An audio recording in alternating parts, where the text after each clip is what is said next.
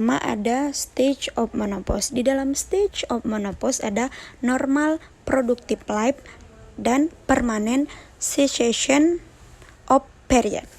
Nah, di dalam normal productive life ini ada premenopause dan perimenopause. Nah, yaitu last regular period.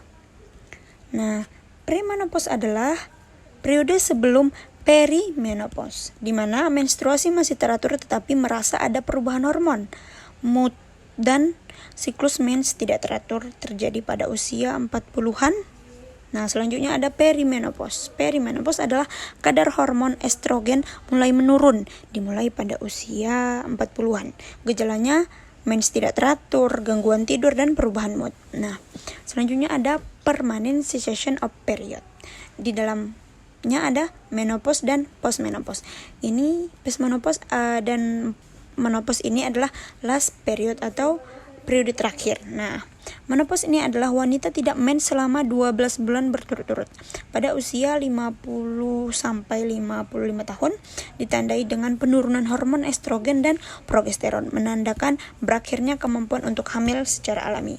Nah, yang kedua ada postmenopause, yaitu telah melewati 12 bulan tanpa mens.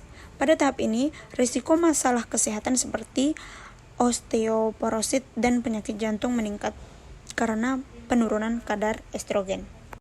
Selanjutnya ada estrogen hormon level. Nah, di sini kadar hormon estrogen yang mana pada usia 20 sampai 40 kadar hormon atau mens pada wanita masih normal, dan pada usia 50 sampai 80 kadar hormon menstruasi wanita sudah mengalami menopause.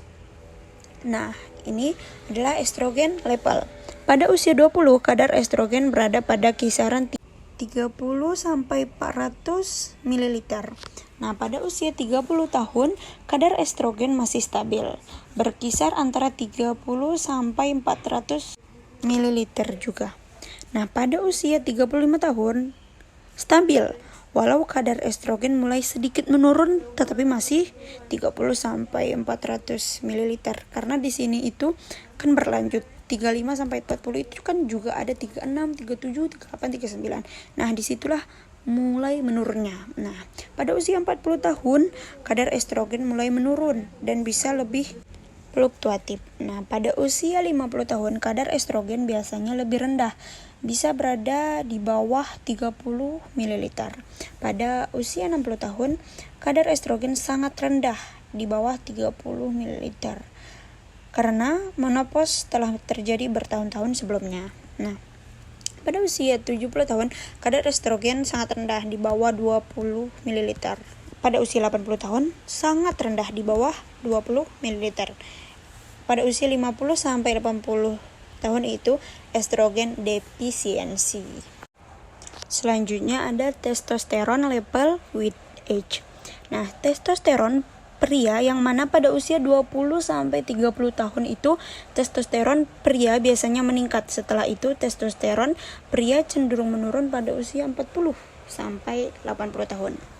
Nah, pada usia 20 tahun, kadar testosteron berada pada puncaknya, mendukung pertumbuhan otot, energi, dan seksual. Pada usia 30 tahun, mulai menurun sekitar 1% per tahun setelah usia 30 tahun. Pada usia 40 tahun menurun lebih signifikan, sekitar 1-2% per tahun.